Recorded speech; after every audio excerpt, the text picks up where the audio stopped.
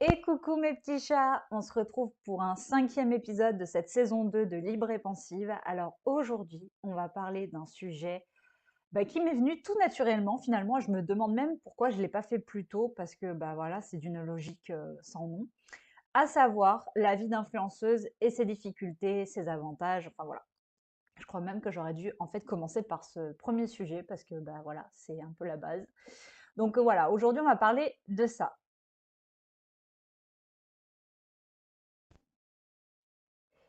Alors, vous savez que le métier d'influenceuse, c'est un métier qui est pas si vieux que ça. Je pense qu'à tout casser, il doit y avoir, on est quoi? On est en 2024. Ça a dû commencer il y a, moi, je dirais à peu près 20 ans. Ouais, 20 ans, 15, 20 ans, mais pas plus, quoi.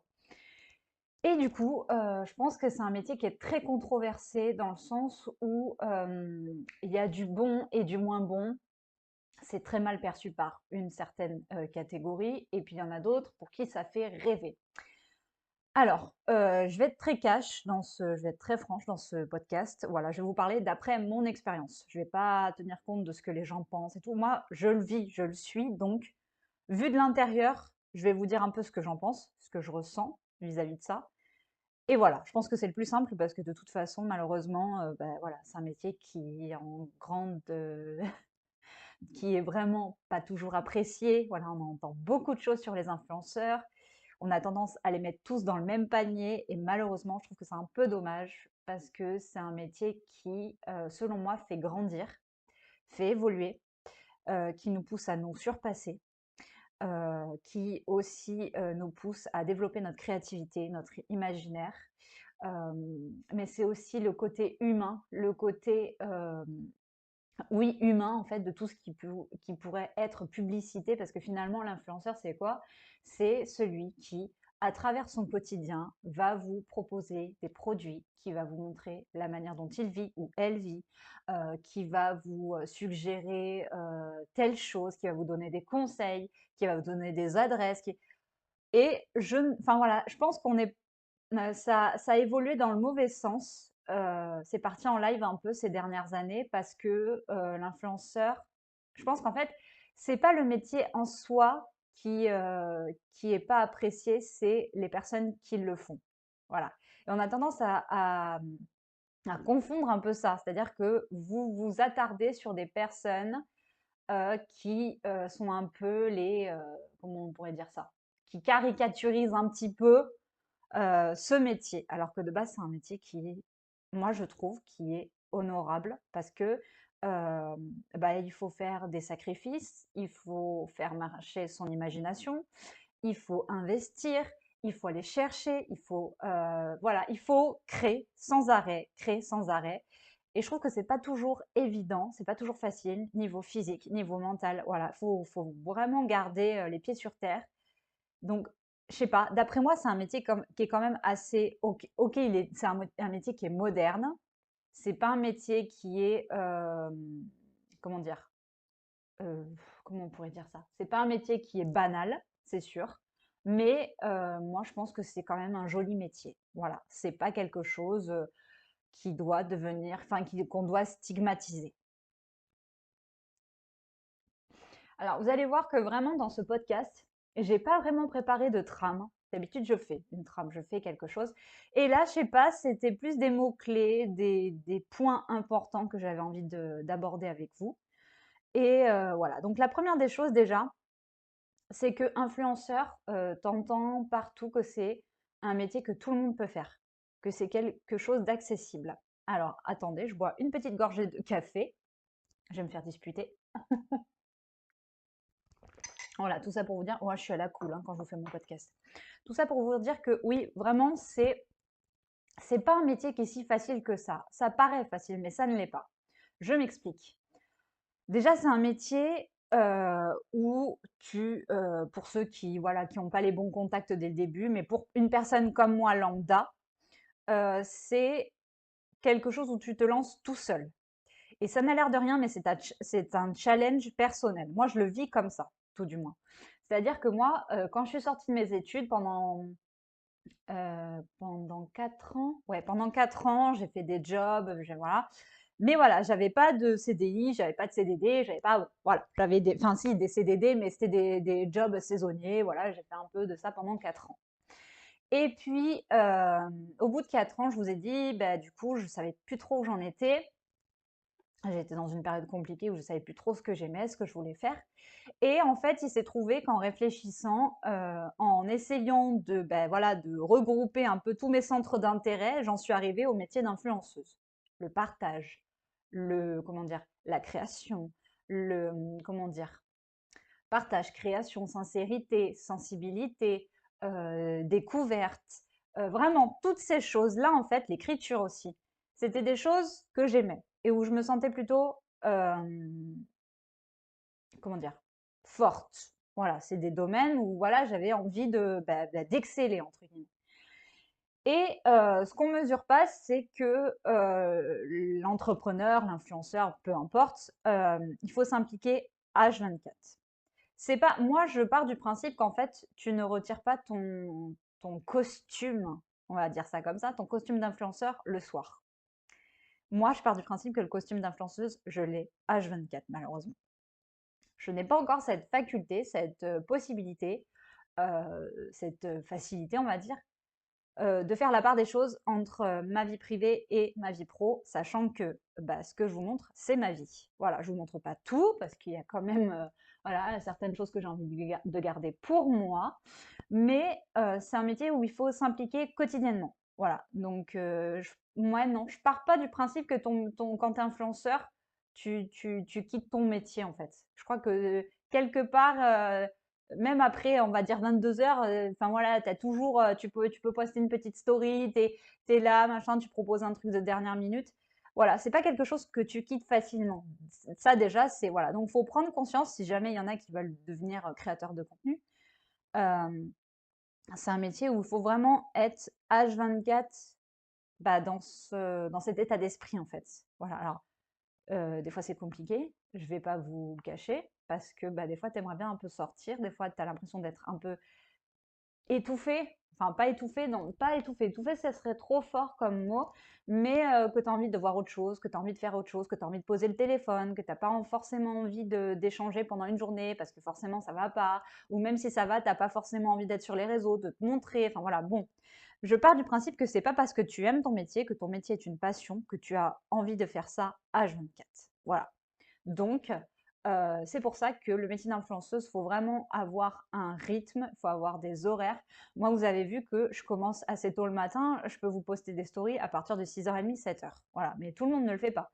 Je vois des influenceuses qui postent pas de stories avant 8-9h. Voilà, après, ça les regarde. Moi, je sais que moi, ça, c'est mon rythme. Et je m'arrête le soir. Généralement, il est 19h, 20h. Voilà. Après, ça m'arrive, mais c'est très rare de poster des choses après. Mais franchement, c'est très, très rare. Voilà. Donc, et je pars aussi du principe qu'on n'arrête jamais vraiment de faire ce métier, dans la mesure où même après avoir posté la dernière story, tu penses déjà à ce que tu vas poster le lendemain. Tu prépares. Moi, je sais que je prépare. Je vous prépare mes stories du matin.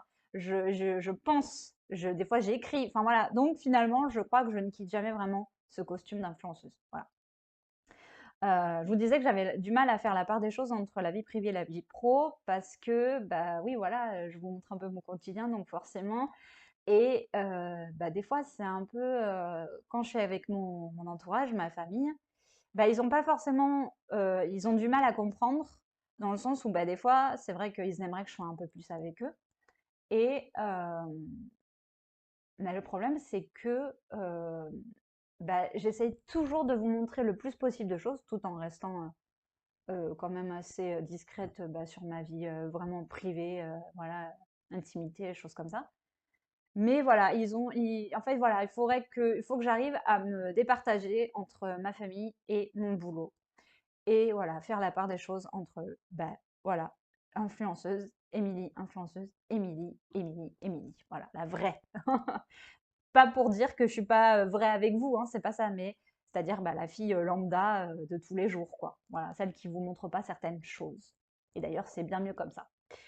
Euh, oui, c'est pas un métier facile aussi parce que je vous l'ai dit, je me suis lancée toute seule.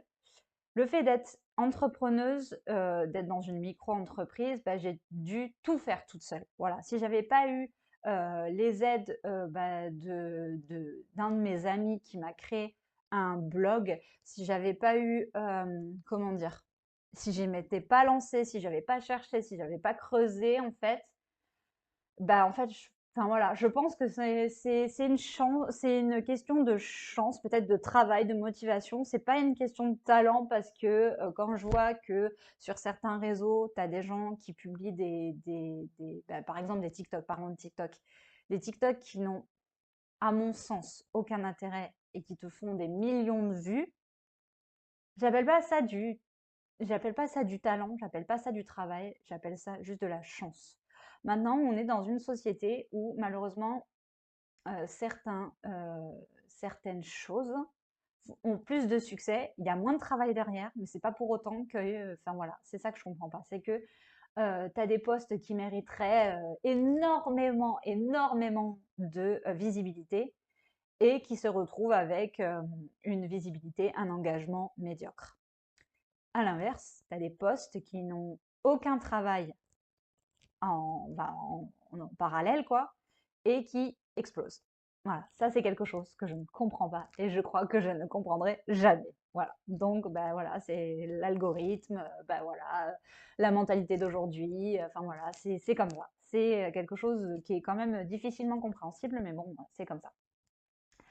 Moi, je sais qu'un de mes gros défauts, en fait, c'est dans ce métier de vouloir être partout, mais vraiment partout, parce que j'ai du mal en début d'année surtout, là un peu moins en fin d'année, je me suis un petit peu calmée, je suis un petit peu plus sereine. Je pense que c'est parce que j'ai réussi à concrétiser mes deux projets, c'est passé, donc forcément je me sens un petit peu plus apaisée, un peu plus, voilà, je l'ai fait, donc voilà, maintenant il me reste à faire la promo, à continuer l'autre livre, enfin bon. Mais les deux gros projets de l'année, ils sont faits, quoi. Et j'ai tendance à vouloir être partout, à vouloir gérer tout en même temps. Ça, c'est même un défaut que j'ai en dehors du boulot, même dans ma vie privée. J'ai vouloir être là pour tout le monde en même temps, à faire plusieurs choses à la fois, à vouloir vraiment être multitâche. Chose qui humainement est inatteignable. Voilà. Et malheureusement, j'ai un peu de mal avec ça parce que je culpabilise. Hein. Je culpabilise parce que quand je vous dis par exemple qu'il y a des journées où je suis pas très créative, que je suis pas dans un bon mood, je culpabilise de ça. J'aimerais pouvoir créer même en étant pas au top de ma forme, mais c'est pas possible. Il y a des jours où le corps, le mental, le cerveau te dit ouh, déconne pas, lâche un peu du lest parce que là tu vas nous faire une syncope. Non, j'exagère, mais franchement c'est un peu ça dans le sens où il y a des jours où ça veut pas, quoi. Et quand j'en ai parlé à ma thérapeute, elle m'a dit: «Eh ben non, il y a des jours où ça veut pas, quoi. Le corps parle à votre place et il sera toujours plus fort que vous. Donc n'essayez même pas. Au contraire, reposez-vous, prenez du temps pour vous, parce que moi, si tu regardes bien, je fais des grandes journées. Je commence le matin vers 6h30, 7h, je m'arrête le soir, il est 19h. Donc c'est quand même des bonnes journées, sachant que je bouge, je vais chercher des trucs. Quand je suis sur Bordeaux, voilà, je bouge aussi pas mal. Je vous fais des stories, je vous fais des recettes, je vous fais des looks, je vous fais des bonnes adresses, je vous fais des podcasts. Enfin voilà, c'est un métier où tu dois être vraiment polyvalent. T'as pas qu'une seule tâche. Ça, c'est le côté vraiment appréciable de ce métier, c'est que tu fais pas tout le temps la même chose. Et ça, c'est bien. Parce que franchement, je pense que à la fin, on s'ennuierait. Vraiment, si c'était toujours la même chose, à rester derrière un ordi, derrière un écran. Non, mais laisse tomber, quoi. Non. Et le but de ce métier, c'est de vraiment découvrir des choses, vous les partager, vous les transmettre. Voilà, recevoir votre avis, en discuter, polémiquer, enfin pas polémiquer, mais argumenter là-dessus. Voilà, donc moi je pense que c'est ça le vrai bon côté des choses. Un des avantages, parce que je vous ai parlé des difficultés, mais je vais aussi quand même vous parler de certains avantages, parce que c'est pas un métier où il y a que des trucs horribles et tout, qu'on s'imagine que c'est non, non, non, non. Il y a quand même de belles choses quand même à découvrir dans ce métier, c'est que tu peux nourrir des projets, tu peux laisser parler ta créativité, tu peux te montrer tel que tu es, tu peux te montrer vulnérable, créative, sensible. Tu peux vraiment faire des choses que peut-être tu n'aurais pas osé faire si tu n'avais pas fait ce métier. On peut te donner l'opportunité de faire des choses auxquelles tu n'aurais pas pensé. Regardez-moi, par exemple, je vous parle d'un truc tout bête. Mon livre de recettes, en fait, il y a quelques années, j'y pensais.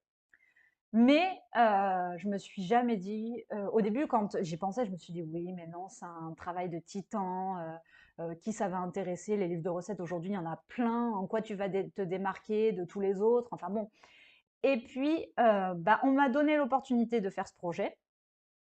Au début, j'ai eu un peu peur, je vais pas vous mentir, j'ai eu un peu peur parce que je me suis dit: «Beh, oui, mais qui tu es toi pour, intéresser avec tes recettes, hein? Des gens qui font des livres de recettes, il y en a plein. Voilà, donc en quoi tu sortirais du lot?» Et puis finalement, je me suis dit: «Mais pourquoi pas, parler de recettes, mais dans un angle différent?» Je voulais pas quelque chose qui soit commun, je voulais pas quelque chose qui soit classique, je voulais vraiment sortir du lot, apporter un peu ma touche perso, vous parler de recettes, mais en même temps vous parler de ma famille, de mon héritage, d'anecdotes, de souvenirs, vous donner des conseils, vous donner aussi, vous permettre aussi de voyager à travers des recettes, mais des recettes qui soient à la fois accessibles, saines, gourmandes.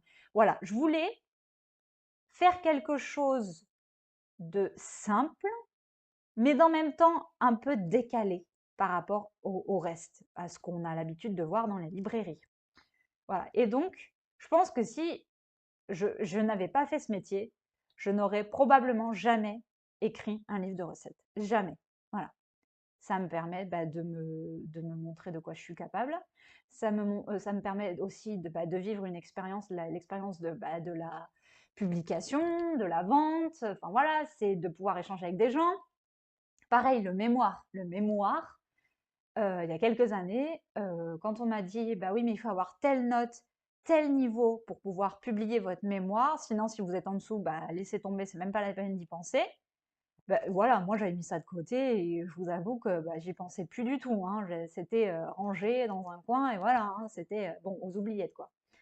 Et puis, pareil, on m'a donné l'occasion, bah, de franchir cette étape, de le faire et je me suis dit: «Pourquoi pas?» Parce que comme j'avais fini mes études sur un point un peu sombre avec le burn-out, je me suis dit: «Et si tu faisais vraiment de ce burn-out quelque chose d'esthétique? Quelque chose qui te rendrait fier? Quelque chose qui mettrait un terme à tout ça? Une manière de boucler la boucle un peu, de mettre un point final à tout ça, mais de façon jolie, esthétique». Voilà, et un peu avec du mérite quand même. Bon, et je me suis dit: «Bah, allez, vas-y. Vas-y, t'as rien à perdre». Alors OK, ça va être long, ça va être peut-être un peu chiant, hein, on va se l'avouer, parce que j'ai dû retaper tout mon mémoire. J'avais perdu la version numérique, donc j'ai dû tout retaper. Ça m'a mis 3 mois. Je vais vous dire, il y a des moments où j'ai pleuré. J'ai pleuré et je l'assume totalement. J'ai pleuré parce que je me suis dit: «Mais c'est pas possible, j'en finirai jamais avec ce mémoire, je n'en peux plus». J'ai galéré pour le mettre en version numérique parce que ça ne se fait pas de mettre un mémoire de 500 pages en version numérique, ça ne se fait pas. Voilà. Ben moi, je l'ai fait. Bam! Voilà. Donc, et je l'ai fait grâce à quelqu'un qui m'a aidé. Voilà. Donc ça, c'est vraiment aussi, je remercie cette personne. Je ne sais pas si elle écoutera mon épisode de podcast, mais merci à toi. Ça, c'est une première chose. Et après, quand bah, il a été publié sur Amazon, je me suis dit, franchement, si j'osais, je le mettrais je le rendrais accessible dans la fac où j'ai étudié. Là, ce serait vraiment une façon de boucler la boucle, quoi. J'ai contacté ma fac, je leur ai envoyé un mail. Le documentaliste, très gentil, qui au contraire, lui, n'attendait que ça de recevoir des mémoires d'anciens élèves. Donc du coup, il m'a dit oui tout de suite. Voilà, il n'a pas tourné autour du pot. Et il m'a dit merci, ouais, vraiment, c'est tout. Enfin voilà. J'ai été le voir bah, il y a c'était quand? C'était le 22 novembre. On est le premier. Ouais, voilà. C'était la semaine dernière en fait. Voilà. C'était un peu plus d'une semaine. J'ai été le voir. Je lui ai amené mon mémoire en version papier. Et franchement, il m'a remercié, mais j'ai l'impression que je lui donnais le Graal, quoi, quand je lui ai donné ça. Parce que franchement, il me disait, je lui ai posé la question par curiosité de savoir si j'étais la seule parmi les anciens élèves. Bon, après, il ne peut pas se souvenir de tout, hein, on était. Non. Mais il me dit, c'est quand même assez rare. Vous faites partie des rares personnes, des anciens élèves, en fait, à nous ramener votre mémoire, à l'exposer dans la fac où vous avez étudié. Et quand il m'a dit ça, je me suis dit, purée, Il y a quelques années, tu osais pas le faire, tu croyais pas, et aujourd'hui, tu l'as fait, quoi. Donc finalement, je laisse ma trace, une trace, dans la fac où j'étais. Voilà, pour les prochaines générations, les prochains étudiants. Peut-être qu'un jour, je ne sais pas, il y aura une étudiante ou un étudiant qui fera un mémoire sur la satire, sur les arts, sur la Pompadour, sur Louis XV, voilà, et qui auront besoin de consulter mon mémoire. Voilà. Et en fait, c'est une manière pour moi de, je sais pas, c'est une trace, quoi. C'est une trace dans la fac où j'étais. Voilà. Donc, ben voilà, c'est quand même. J'ai du mal soit je réalise pas encore, soit je suis trop, comment dire, dure avec moi pour me dire c'est génial ce que tu as fait. Parce que je vous l'ai dit, j'ai du mal à être satisfaite de moi, à me satisfaire de ce que je fais. Peut-être que je réalise pas encore, peut-être que, je ne sais pas, un jour, ça me pètera à la tronche, j'en sais rien, mais je sais pas, bah, tout ce que je fais est une étape de plus, un pas de plus vers la victoire. Un truc qui, moi, dans ce métier, me fait peur, vraiment, j'en ai peur.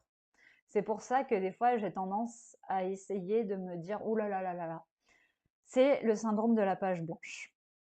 J'entends par là que moi, je suis quelqu'un qui va avoir des périodes de créativité intenses, à savoir que il y a des périodes où je vais créer en masse, je vais avoir un mois d'avance de contenu, à savoir, ouais, voilà, je vais avoir 8 posts d'avance, ce qui équivaut pour moi à un mois de contenu, sans compter bien sûr les stories et tout ça, ça je vous le fais tous les jours, voilà, de façon spontanée. Mais les posts, là je vous dis, j'ai par exemple, j'ai au moins encore 3 ou 4 recettes d'avance. J'ai, bah, du coup là je vous prépare un podcast, mais ça c'est que sur YouTube. Après, il va falloir que j'en propose un d'ici la fin du mois avant la nouvelle année, mais j'ai déjà le sujet, je vous en ai parlé en story, donc ça, ben voilà. Là, ce qu'il va falloir que je crée maintenant, c'est des looks, des recettes pour Noël, spécial Noël, parce que j'ai des recettes, mais qui, bon, sont pas vraiment dans le thème de Noël, c'est plus des recettes de tous les jours, entre guillemets. Mais voilà, et je me dis, j'anticipe toujours. Je suis quelqu'un qui anticipe vraiment beaucoup. Et je pense que dans ce métier, c'est une qualité. Parce que j'attends pas de ne plus avoir de contenu pour m'affoler. Parce que je sais que bah, je paniquerai très très vite. Et comme je suis quelqu'un d'appliqué, qui essaye de faire les choses sérieusement et bien, de façon minutieuse, voilà, j'ai besoin de créer beaucoup. Alors, et en même temps, j'anticipe parce que je me dis, bah, peut-être qu'il y a des périodes où tu n'auras pas envie. Parce que oui, ça arrive. Faut pas croire que parce qu'on est passionné par son métier, il y a des jours où on a envie de créer. Non. Il y a des jours où je me lève et j'ai pas envie.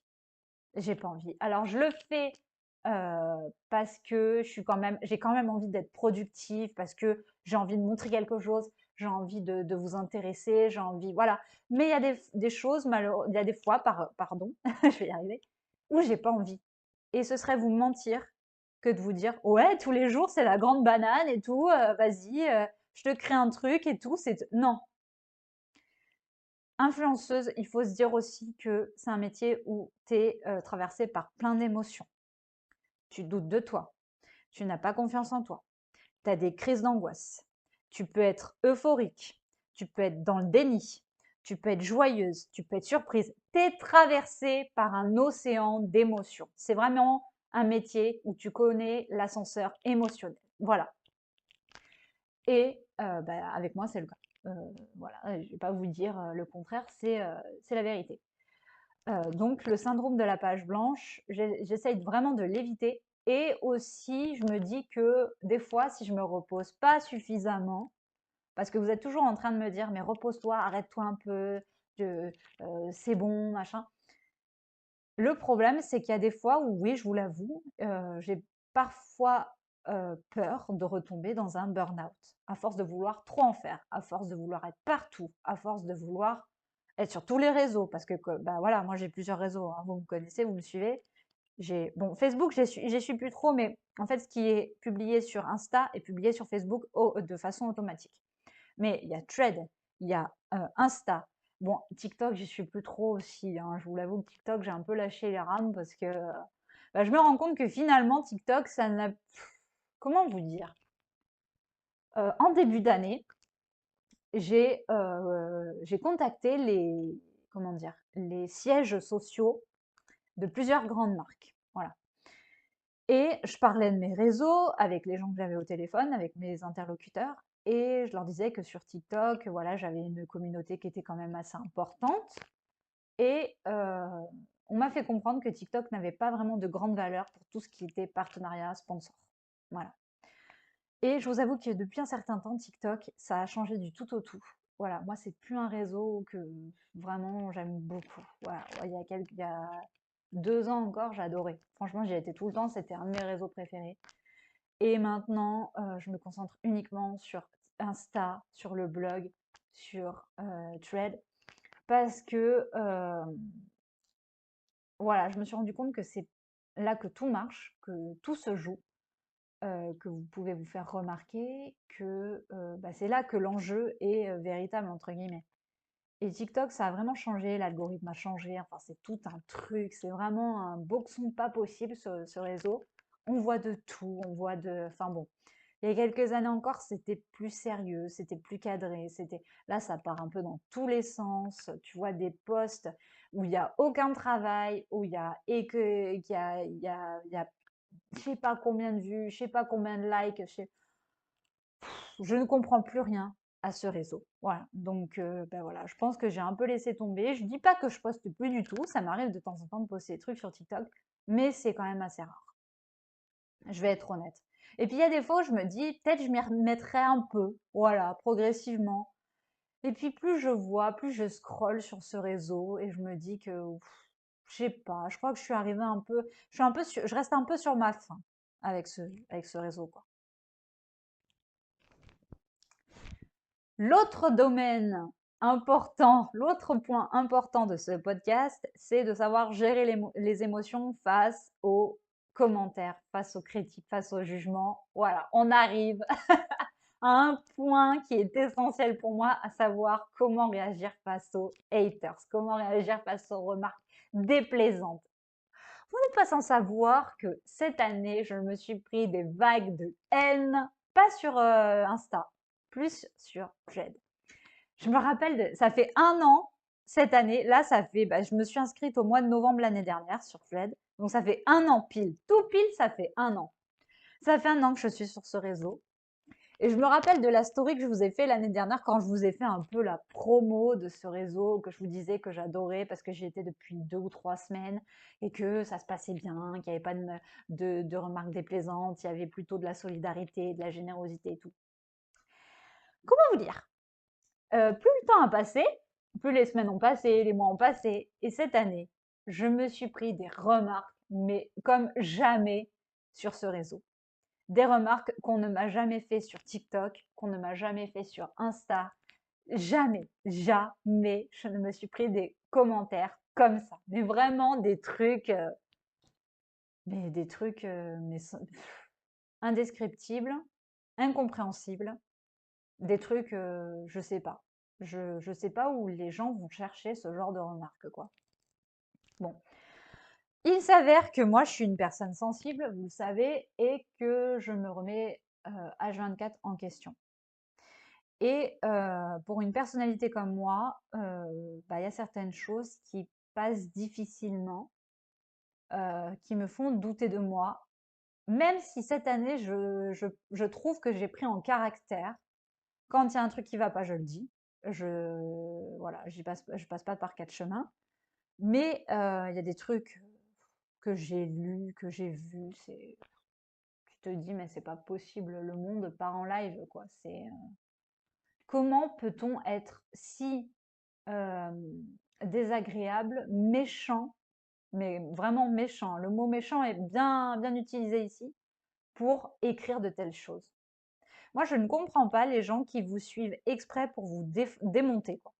C'est ça, je comprends pas. À croire que t'en as le matin, ils prennent leur téléphone, ils attendent que enfin, les gens qui suivent et qui ne supportent pas. D'ailleurs, je ne comprends pas le simple fait de suivre quelqu'un que tu n'aimes pas. Ça, je ne comprends pas. Bon, bref, je dois être un peu idiote. Moi, tu me verras pas suivre des créateurs de contenu que je peux pas me blairer, hein. Enfin, je sais pas. Je trouve que c'est, bah non, non, non. Je leur fais pas de mal, je leur commande pas leur publi, mais voilà, mais voilà, je suis indifférente entre guillemets. Mais enfin bon, bref, rien que ça, déjà, voilà, c'est logique. Deuxième chose, du coup, c'est que oui, t'en as. Je suis sûre, ils attendent derrière leurs écrans, là, derrière leur portable, ils attendent la moindre petite phrase, la moindre petite citation, le moindre petit post pour dire ah, qu'est-ce que je vais bien pouvoir lui mettre de méchant à elle aujourd'hui. Voilà. Mais franchement, je vous jure, c'est peut-être un peu caricatural, mais je suis sûre que c'est ça.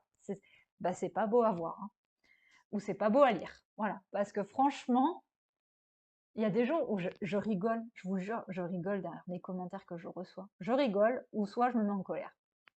Mais je suis pas triste. Triste, ça m'est passé. Parce que j'ai pris conscience que finalement, ces gens-là, qui s'acharnent derrière un écran, mais en fait, j'ai un peu pitié. J'ai un peu pitié. J'ai un peu pitié.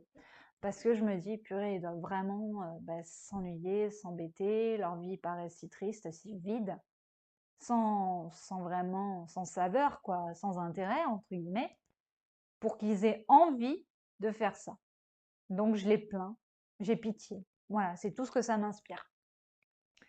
Chose que avant je n'aurais pas fait, c'est qu'aujourd'hui je réponds et je bloque. Voilà, je cherche pas à comprendre. Voilà, je bloque, je signale, je bloque, j'affiche. Mais voilà, moi, je pars d'un principe où j'ai été suffisamment gentille, suffisamment compréhensive, suffisamment patiente pour tolérer ce genre de choses. Ok, tu peux avoir des critiques qui sont constructives, mais dans ce cas-là, tu le sens. Il y a certains mots que tu dois utiliser plutôt que d'autres. Mais quand c'est des trucs vraiment mais purs, purs, purs méchants et tout, mais tu le vois quoi. Tu le vois à la tonalité, tu le vois à la manière d'écrire, tu le vois. Enfin bon. Et la plupart du temps, c'est bourré de fautes. Alors là, et moi qui suis plutôt bonne en orthographe, ça a le don de m'énerver, un truc de ouf. Voilà. Je sais que comment dire, tout le monde n'est pas bon en orthographe sur cette planète. Je crache pas sur les gens qui ne le sont pas, parce que voilà, vous avez peut-être d'autres talents, vous êtes peut-être plutôt bon en matière scientifique, mais c'est pas le sujet. C'est juste qu'ils se permettent de critiquer et en plus ils font des fautes, quoi. À la limite, tu critiques, mais tu fais pas de fautes. Parce que sinon, après, ben voilà, t'es pas crédible une seule seconde, quoi. Enfin, je sais pas, mais bon, voilà. Essaye aussi de créer du contenu de valeur, essaye de t'impliquer, de faire des choses, quoi. Et après, tu viendras critiquer, mais non, enfin voilà, c'est bon. Je sais pas, je comprends pas. Je comprends pas. Tu peux ne pas aimer quelque chose chez quelqu'un. Tu peux ne pas aimer son contenu. Mais alors tu ne le suis pas. Tu ne likes pas. Tu viens, enfin, tu likes. Ben non, il like pas, mais il commente directement. Mais enfin voilà, tu perds pas de temps à faire ça, quoi. C'est de la basse besogne. C'est très bas, c'est petit, voilà. C'est vraiment bête. C'est vraiment bête. Euh, voilà. Donc, il faut accepter les critiques. J'ai progressé. Franchement, je peux pas vous dire le contraire. Je pense que j'ai progressé. Il y a des choses, bah, quand on me dit, bah, j'aime pas, bah, je sais pas moi. Par exemple, qu'est-ce qu'on m'a sorti dernièrement là? Ah oui, l'autre jour, j'ai posté un look en story et on m'a dit, quelle horreur. Bah, moi, j'ai répondu, qu'est-ce que j'ai répondu? Je sais même plus. J'ai même pas bloqué la personne, c'était un homme, hein. J'ai même pas bloqué la personne directement, voilà, j'ai laissé courir, j'ai même pas répondu sur le coup. Et puis il est revenu à la charge, c'est-à-dire qu'il me laissait des publications, des commentaires sur d'autres publications, et à chaque fois il essayait de me faire monter un peu en l'air, dans le sens où il me disait j'espère que tu vas répondre à mon commentaire, après avoir mis quelque chose de méchant. Un jour ça m'a gonflé, et bah je l'ai viré quoi. C'est bon, hein, je veux dire, en fait, tu as l'impression que certains abonnés voudraient gérer ton compte, ton travail. Ils voudraient gérer ce que tu manges, ils voudraient gérer la manière dont tu t'habilles, ils voudraient gérer tes réflexions, tes pensées, ta façon d'être, ta façon de vivre. Non, non, non, il y a une barrière. Il y a une barrière entre eux et moi. Voilà. Tout comme l'inverse. C'est-à-dire que moi, je ne me permettrais pas d'aller critiquer la vie, le look de quelqu'un. J'en pense du mal, mais je la ferme tout simplement. Non, ça ne me plaît pas, je vais pas en plus aller le dire. Voilà. Certains appelleraient, décriraient ça comme de l'hypocrisie. Moi, je définis ça plus comme, comment je pourrais vous dire?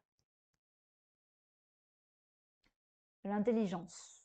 Voilà. Ouh, là, certains vont me dire, mais c'est du narcissisme. Non, c'est justement le fait de savoir vivre avec les autres. La vie en communauté. Pas chercher toujours à chercher la petite bête, à, comment dire, attiser le feu. Voilà. T'en penses du mal, bah, tu le gardes pour toi.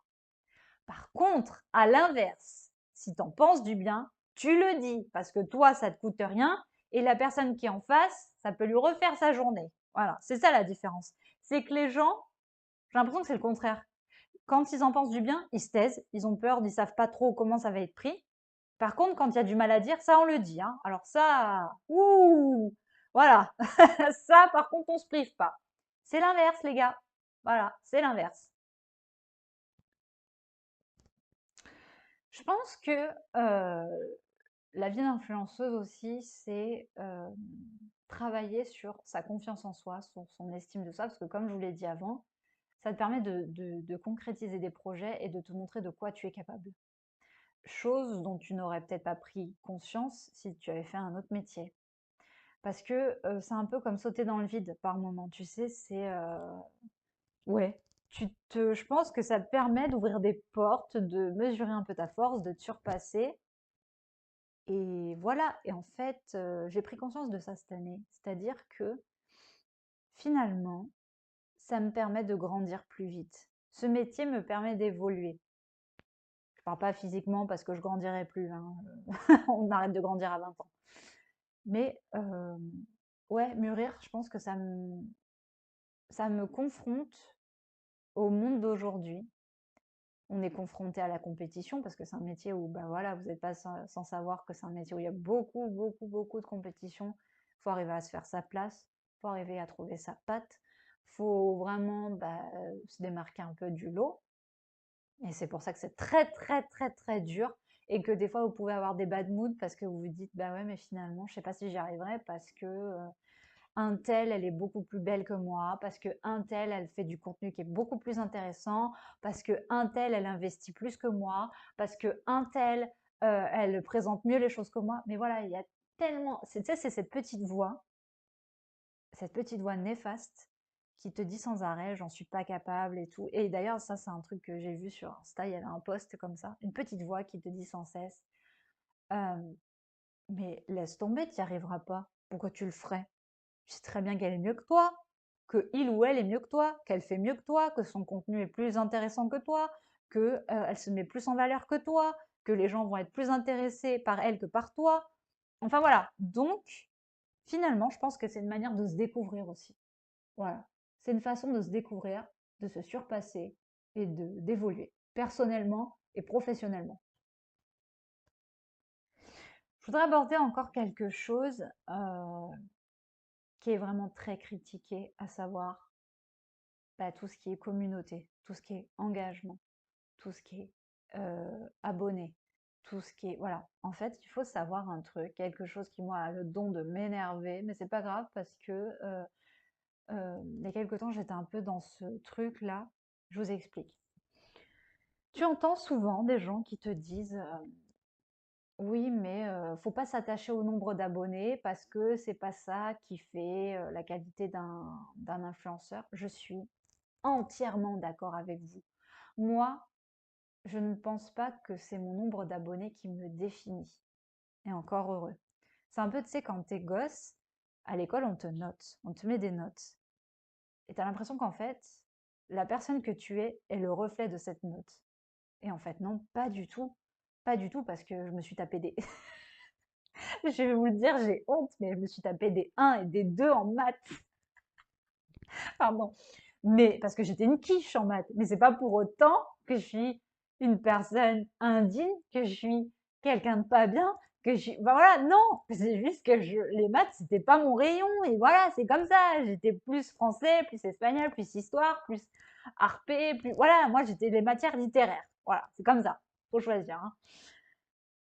Et tu as l'impression qu'en fait, les marques, hein, c'est comme ça qu'elles réfléchissent. C'est-à-dire que tant que tu n'as pas franchi le seuil des 10K, bah, tu n'es pas «digne» entre guillemets pour eux, hein. C'est moi ce que je comprends, hein, parce que quand j'ai appelé les sièges sociaux, c'était ça, hein, c'était ce discours-là.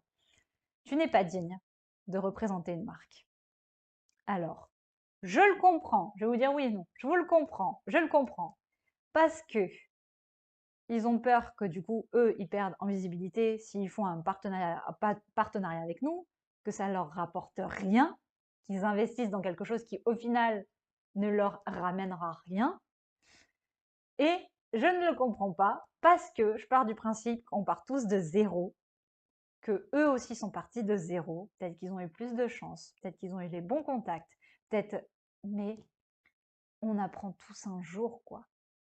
Et quand je vois des gens, par exemple, sur Thread, qui fêtent leurs 500 abonnés, qui arrivent au seuil des 1000 abonnés et qui sont contents, qui sont heureux, mais je suis tellement d'accord avec vous, c'est des choses à fêter.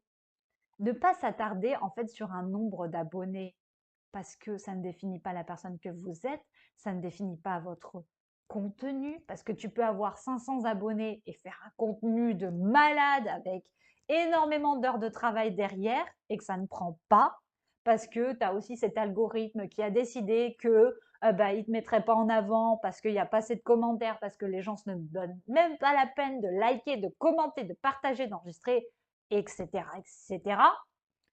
Et puis, tu vas avoir des gens qui ont, je sais pas moi, 2000 abonnés, qui te font un contenu médiocre, où il y a zéro travail derrière, et pourtant qui sont repérés, et qu'après, leur compte, il explose, il monte en flèche. Alors ça, moi, je comprends pas. Je comprends pas. Moi, vous savez, je me suis... Alors, ma micro-entreprise, elle existe depuis janvier 2022. Là, dans le mois prochain, ça fera 3 ans que Emily Sim Lifestyle existe officiellement, que c'est une micro-entreprise avec un numéro SIRET, avec un... Enfin voilà, ça fera 3 ans. Je vais fêter les 3 ans en 2025. Comment vous dire qu'en 3 ans, je suis à 4... on va dire que j'approche les 4000, je suis à 4600 et des brouettes, voilà, au niveau des abonnés. Je ne décolle pas. Alors oui, des fois, humainement, il y a des jours où je ne vais pas bien aller, je vais me remettre en question, je vais perdre des abonnés et je vais me dire, mais je comprends pas. Si les gens, ils partent, c'est que ton contenu, ben, c'est de la merde, quoi. Oui, voilà, c'est horrible à se dire, hein, mais tu vas penser ça. C'est humain de le penser, hein. Faut pas, voilà, faut pas s'excuser, faut pas. Oui, c'est une idée qui me traverse l'esprit de temps à autre. Je vais pas vous dire le contraire. Je vous ai dit, je vais être franche, je vais être sincère. Oui, ça me traverse l'idée. Le cerveau, pardon. Ça me traverse l'idée, n'importe quoi. Ça me traverse l'esprit. Et il y a des jours où je me dis, ouais, mais finalement, là, ça va faire 3 ans, donc ouais, voilà. J'approche les 5000 abonnés. On va dire que je suis à mi-chemin. Parce que si on en écoute les marques, à 10 000, tu peux prétendre à quelque chose. Et puis des fois, quand j'écoute d'autres influenceurs, c'est une bêtise, c'est-à-dire qu'une fois à 10 000, les marques ne te sélectionnent pas, ne collaborent pas avec toi pour autant. Alors déjà, qui croire? Et en plus, quand j'entends certains qui disent ouais, mais faut pas vivre par rapport à ça, faut pas créer en fonction de ça, faut pas en tenir compte. Mais c'est facile à dire. C'est facile à dire. Quand toi tu veux vivre de ton métier, quand tu veux gagner ton argent, quand tu veux pouvoir vivre, quand tu veux pouvoir manger, le simple fait de manger, voilà, quand tu veux pouvoir investir de façon à créer du contenu supérieur en termes de qualité, quand tu veux pouvoir montrer plus de choses, bouger davantage, rencontrer des gens, bah, ça demande de l'investissement. Et qui dit investissement dit argent. Et je vous avoue que le simple fait de travailler parfois pour, je dirais pas pour rien, parce que moi, vous savez que je fonctionne selon le gifting. Je reçois des produits gratuitement, je les teste, je vous les mets en avant, et c'est comme ça que je suis rémunérée.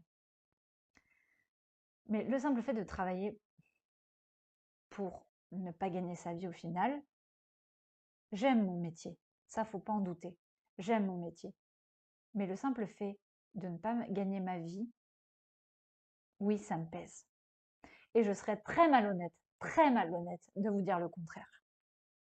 Parce que il arrive un moment où il y a des jours, je suis fatiguée, moralement, de me battre, de me lever, de créer des contenus qui des fois demandent du temps, qui demandent de l'investissement, qui demandent du sérieux, de l'énergie, qui demandent aussi de la créativité, de l'investissement, du coup, je l'ai déjà dit, pour rien.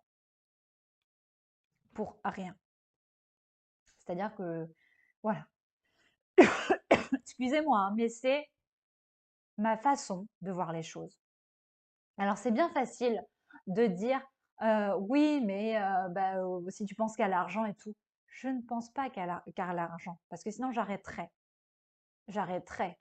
Mais je continue. Je continue parce que j'adore partager. Je continue parce que j'adore créer. Je continue parce que ça me rend vivante. Je continue. Il y a des jours où j'en pleure. Je vous le dis, j'en pleure de ne pas gagner ma vie. Mais j'essaye. Je développe des projets. Je développe mon ambition. Je fais appel à des gens. J'essaye de vaincre ma phobie sociale à travers ce métier parce que j'essaye de rencontrer des gens à l'extérieur, de peut-être faire naître des opportunités. Alors moi, franchement, ça me reste un peu en travers quand on me dit « mais il ne faut pas penser qu'à l'argent, tu ne fais pas ce métier pour l'argent ». Je ne fais pas ce métier pour l'argent. Mais des fois, je ressens une certaine frustration de me dire « ok, tu aimes ton métier, mais tu n'en vis pas ».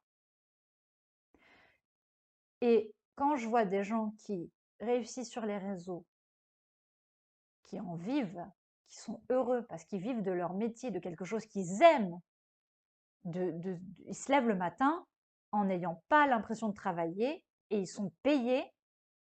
Moi, je me lève, je fais quelque chose que j'aime. J'espère que ça se voit quand même à travers toutes les stories que je vous fais, tous les posts que je vous fais. Mais je n'en vis pas. Et je vous l'ai dit, moi, mon rêve, ce serait vraiment de vivre de mon métier. Mon objectif dans ce podcast, c'est vraiment pas de me, de me faire plaindre, de faire pleurer dans les chaumières. C'est juste légitime, je pense, d'avoir cette pensée. Combien de gens sur cette planète ont la chance de faire un métier qu'ils aiment et d'être payés pour ça? Beaucoup moins que ce qu'on pense. Je suis sûre qu'il y a plein de gens sur cette planète qui font des métiers qu'ils n'aiment pas, qui sont payés une misère, qui le font quand même parce qu'il faut bien vivre, parce qu'il faut bien payer sa maison, parce qu'il faut bien manger, parce qu'il faut bien élever les enfants. Voilà, donc quelque part c'est un sacrifice. Moi, c'est pas un sacrifice, c'est juste que je trouve ça légitime en fait d'être payée pour ce que je fais. Parce que je m'applique dans mon travail, parce que j'y mets du sérieux, j'y mets du cœur, et qu'au bout d'un certain temps, je trouve que c'est abusé, ou assez abusé, de collaborer avec des marques qui ne te donnent même pas la chance de mettre en avant ton potentiel, qui ne te permettent même pas de développer ta confiance en toi, parce que je pense que le jour où j'arriverai à gagner ma vie avec ce métier, je croise les doigts, vraiment, j'y crois de tout mon cœur, je prie de tout mon cœur pour que ça arrive un jour. Le jour où on me fera confiance, où on saura me donner ma chance, ce sera non seulement une manière pour moi de prendre confiance en moi, d'avoir une estime de moi plus haute que ce qu'elle n'est déjà, parce que vous savez, vous me croyez ou pas, mais moi, mon estime, elle n'est pas si haute que ça. Voilà, c'est comme ça. Et je pense que ce sera aussi ma revanche et un joli pied de nez au passé. Voilà, vous connaissez mon passé. Je ne vais pas vous en reparler dans ce podcast, c'est pas le sujet. Bon, eh bien écoutez, je crois que j'ai tout abordé. Si jamais il y a des choses auxquelles je n'ai pas pensé, n'hésitez vraiment pas à commenter ce podcast. On en parlera. Au besoin, je répondrai à vos questions. Voilà, donc c'était un podcast qui me tenait à cœur parce que vraiment j'ai été sans filtre. Je vous ai dit ce que je pensais. Ça peut plaire comme ça peut ne pas plaire. C'est mon avis. Encore une fois, on a notre libre arbitre. Donc voilà, je pense que ça c'est important de le rappeler. Je vous fais plein de bisous et je vous dis à bientôt pour un nouvel épisode de Libre et Pensive. Prenez soin de vous.